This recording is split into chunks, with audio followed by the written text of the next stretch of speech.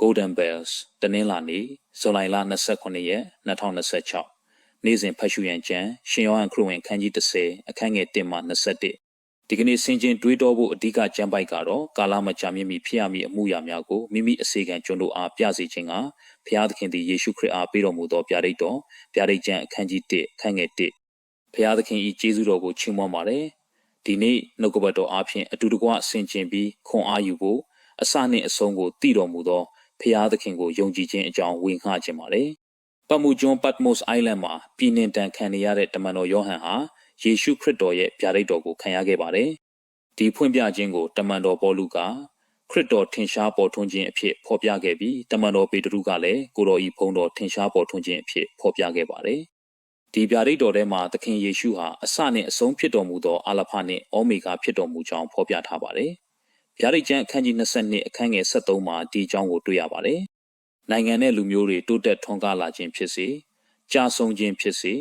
ကျွန်တော်တို့ရဲ့ကိုယ်ပိုင်ဘဝတွေကရုန်းကန်မှုတွေဖြစ်စေဖြစ်ပျက်သမျှအရာတိုင်းမှာဘုရားသခင်ရဲ့ထာဝရအကြံစီတော်ရှိပါတယ်။ကျွန်တော်တို့အတွက်ဝမ်းနည်းစရာ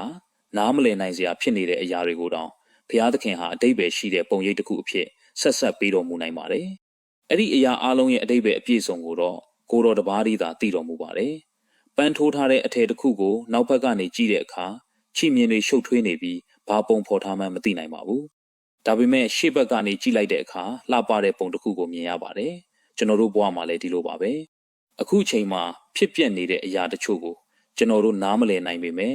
ဘုရားသခင်ကတော့အစမှအဆုံးတိုင်အောင်မြင်တော်မူပြီးကိုတော်၏အကြံစီတော်ကိုသိတော်မူပါတယ်။ရှေးအခါကပရောဖက်ယေရမိဟာဘုရားသခင်၏လူမျိုးတော်တို့ပြည်နှင်တန်မှပြန်လာကြမည့်အကြောင်းကြိုတင်ဟောပြောခဲ့ပါတယ်။ဒီအကြောင်းကိုဒံယေလကလည်းကျမ်းစာကိုဖတ်ရှုရင်းသိနာလည်ခဲ့ပါတယ်။ကျွန်တော်တို့ဘဝမှာလည်းဆင်းရဲဒုက္ခနဲ့ဆန်းသက်ခြင်းတွေကိုရင်ဆိုင်ရပါတယ်။တချို့ပြဿနာတွေဟာကိုယ်တိုင်လုံးမိတဲ့အမှားတွေကြောင့်ဖြစ်လာနိုင်သလိုတချို့ကတော့မမျှော်လင့်ပဲရုတ်တရက်ရောက်လာတဲ့မုန်တိုင်းတွေလိုဖြစ်နိုင်ပါတယ်။ဒါပေမဲ့လောကကိုအောင်မြင်တော်မူသောသခင်ယေရှုကိုကျွန်တော်တို့ယုံကြည်နိုင်ပါတယ်။အခုချိန်မှာအရာအလုံးရဲ့အတိတ်ပဲကိုနားမလည်နိုင်သေးပေမဲ့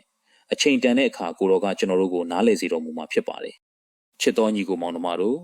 ဒါကြောင့်ဖျားသခင်၏အချုပ်အခြာအာဏာနှင့်အကြံစီတော်ကိုစိတ်ချယုံကြည်ပြီးအသက်ရှင်ကြပါစို့အခုချိန်မှာလမ်းခရီးကိုရှင်းရှင်းလင်းလင်းမမြင်ရသေးရင်တောင်ခရစ်တော်၌ဖျားသခင်၏ထာဝရအကြံစီတော်ရှိနေကြောင်းယုံကြည်ကြပါစို့ဒီမျှော်လင့်ခြင်းနဲ့ဖျားသခင်ကိုကိုးစားပြီးခွန်အားရှိစွာရှေ့ဆက်ရှောက်လန်းနိုင်ကြသောသူများဖြစ်ကြပါစေကြောင်း Golden Bells Daily Devotion မှဝေငှလိုက်ရပါတယ်အားလုံးကိုဖျားသခင်ကောင်းချီးပေးပါစေ